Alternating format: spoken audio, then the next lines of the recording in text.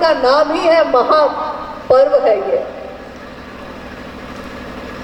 यहाँ का रहने वाला व्यक्ति किसी राज्य में जाके अपने जीवन को चलाने के लिए काम कर रहा है। भारत और नेपाल दोनों मिला जुला हुआ ही है यहाँ। तो इन दोनों देशों के रहने वाले लोग अलग अलग देशों में जाते हैं काम करने, अपने जीवन को चलाने के लिए, अपने परिवार को पालने के लिए।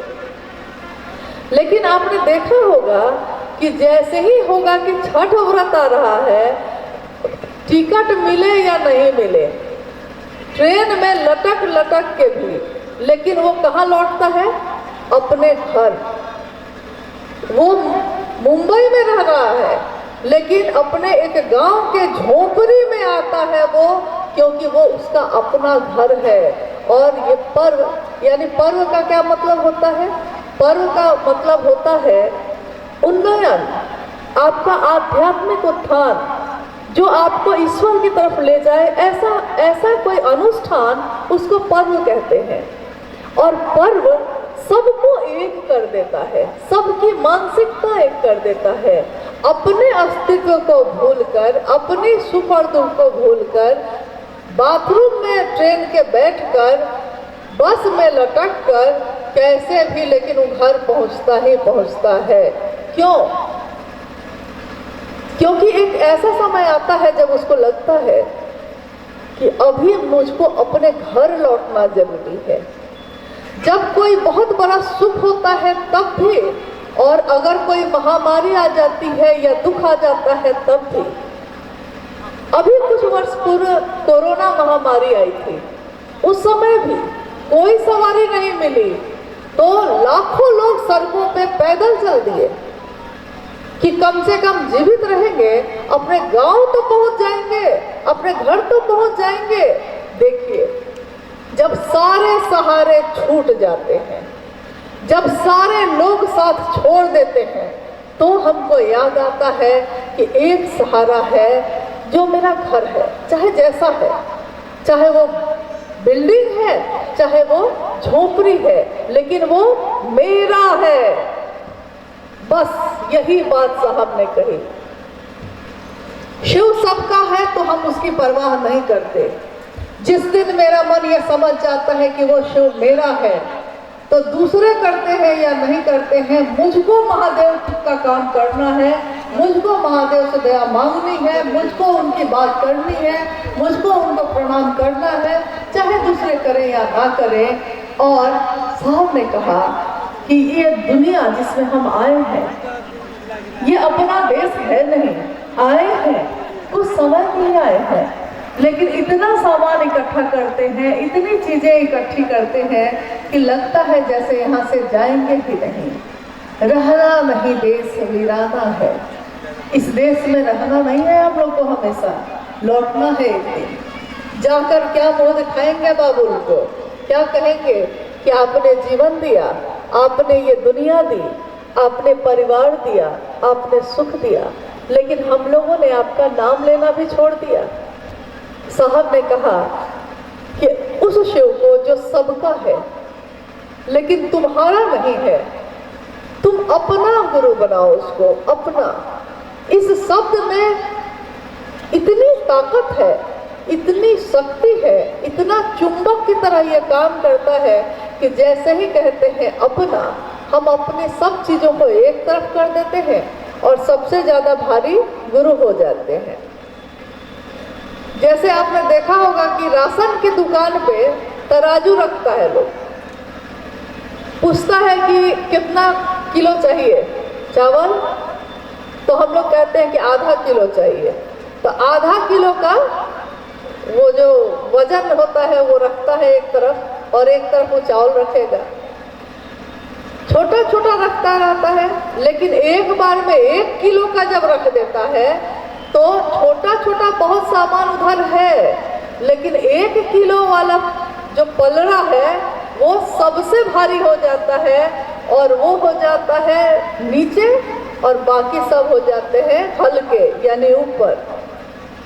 शिव की शिष्यता भी जब हमारे आपके मन में भारी होती है तो वो इतनी भारी होती है कि जगत में सबसे ज़्यादा भारी हो जाता है शिव और बाकी सारे रिश्ते हो जाते हैं हल्के। एक तराजू पे आ जाते हैं बाकी सब और एक पे आ जाता है सिर्फ मेरे गुरु शिव और वो सबसे भारी हो जाते हैं।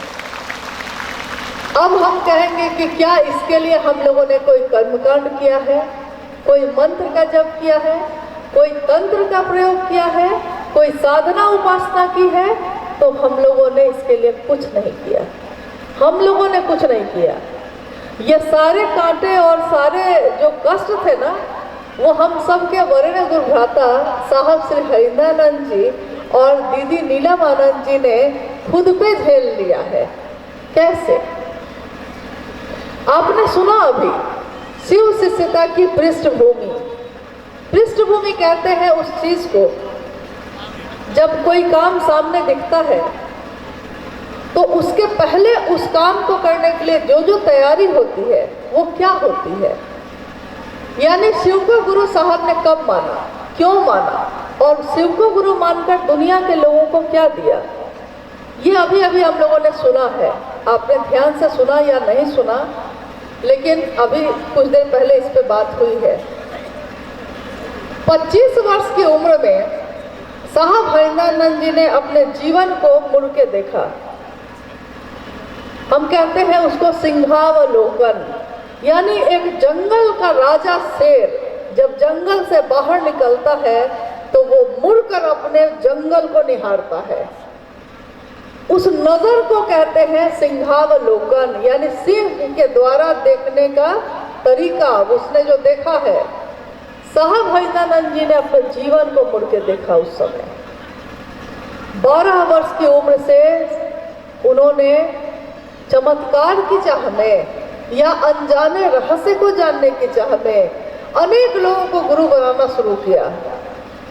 14 वर्ष बीत गए उनके इसी में।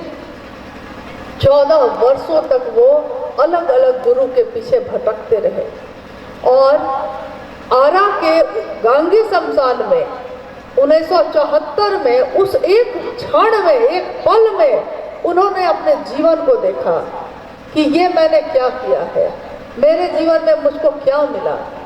14 वर्षों से मैं क्या, उन्होंने क्या नहीं किया। शमशान साधना की, कब्रिस्तान साधना की, तंत्र में जो दुनिया में जो तंत्र मंत्र चलते हैं उनका प्रयोग किया, सब कुछ किया।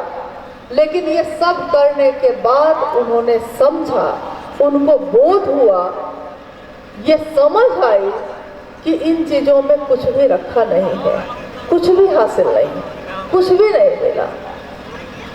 और उनके मन में जो उन्होंने अपने बचपन से अपने घर में सुना था, अपने माता पिता के द्वारा। देखिए, माता पिता की भूमिका भी बहुत बड़ी होती है इसमें, क्योंकि एक बचपन में एक बच्चा जो सुनता है, बड़े होके उसके जीवन में कब वो पुष्प बन के खिलता है पता ही नहीं चलता।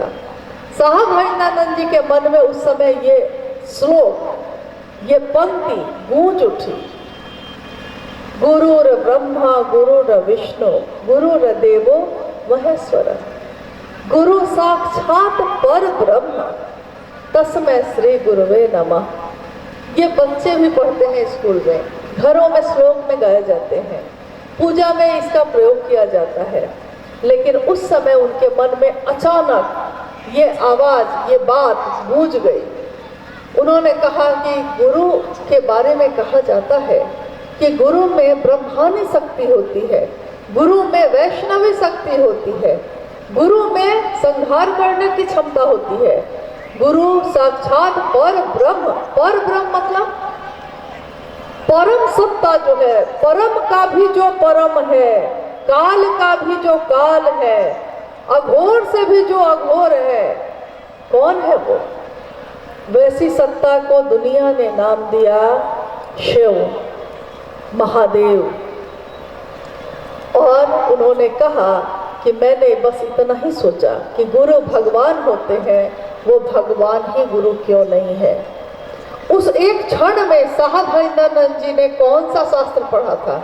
कुछ नहीं पढ़ा था, कभी शास्त्र का अध्ययन नहीं किया, कभी पुराण नहीं पढ़े, कभी वेद नहीं पढ़ा। जबकि वेदों में भी ये लिखा है कि तुम त्रिभुवन गुरु वेद बखाना, तुम त्रिभुवन के गुरु हो, ये वेद में बखान है। हजारों वर्ष पहले लिखा गया वो। घर घर में रामायण, महाभारत, गीता, वेद मिलते हैं, लोग रखते हैं, पढ़ते हैं उसको, लेकिन किसी का ध्यान नहीं गया इस पंक्ति पे कि गुरु के रूप में जब सबसे सुंदर गुरु उपलब्ध है तो हम उसी गुरु को अपना गुरु क्यों नहीं बनाते हैं। तुम त्रिभुवन यानी तीनों भुवन के जो गुरु हैं वो कौन है? तो वो शिव है। जगत के गुरु कौन है? तो शिव है। आदि गुरु यानी गुरु का प्रारंभ भी कोई हुआ है तो कौन है? तो शिव है। ये सारी चीजें लिखी हैं, संभवे गुरुवे नमः, सब चीजें लिखी हैं। लेकिन साहब को आश्चर्य हुआ कि दुनिया के लोग सब कुछ जानते हुए भी क्यों इस बात को नहीं समझ सके कि जब सबसे सुंदर चीज उपलब्ध है उसको छोड़कर कहाँ भटक रहे हैं। एक जानवर होता है हिरन। आपने सचमुच देखा है कि नहीं मुझको नहीं पता, लेकिन पहले तो जंगल में ऐसे घूमते रहते थे हिरन।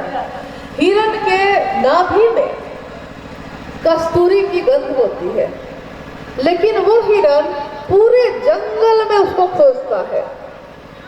मतलब वो सोचता है कि ये गंध कहाँ से आ रही है, ये उसी के नाभि में है, लेकिन उसको नहीं पता है और ना कोई उसको आज तक समझा सका है। लेकिन हम सबों के दिल में वो शिव है, उनका बिया है। आज तक किसी ने हम लोगों को समझाया नहीं। आज साहब हरिंद्रानंद जी ने जब समझाया है और कैसे कैसे समझाया है। अभी मंडल सर ने कहा ना कि 20 साल पहले जब वो विद्यार्थी थे और उनकी पहचान थी उनसे, उसके बाद वो चले गए, ये भी कॉलेज में पढ़ाते रहे। 20 वर्ष बीत गए। उन 20 वर्षों के बाद एक गुरु भाई जब इनके घर जा रहे थे, साहब ने उनको कहा कि साहेबगंज में एक व्यक्ति है, और नाम बताया इनका कि रामेश्वर मंडल सर होंगे। उनको खबर करिएगा कि अगर उनको कुछ मिल गया है तो ठीक है, और नहीं मिला है तो वो मुझसे आकर मिले और शिव को अपना गुरु बनाए। 20 वर्षों तक ये स्मृति में थे। स्मृति में यानी साहब हरिंद्रानंद जी के दिमाग में ये थे, या वैसे सारे लोग जो आज शिव से हैं।